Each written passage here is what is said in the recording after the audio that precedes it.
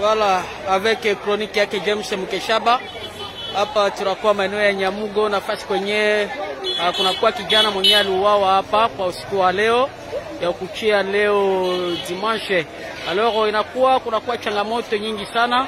Ukiona kisi wajene wanakuwa wakikimbia, yani wanakuwa wakikimbia wajeshi wepe, kunaona yani changamoto. Avec chronique yake James Mkeshaba tunakuwa sur place hapa, na inasemeka ya kwamba nyuma hii nyumba hapa, ile nyumba unaona tunafime pale, ndio kwenye balikuta ule mtu na wakampiga masase.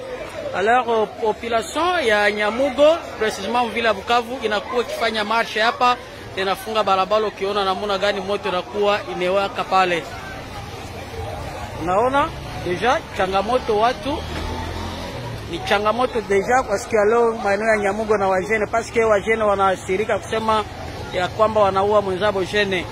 Changamoto kubwa kabisa maeneo ya Nyamugo, avec chronique yake James Mkeshaba.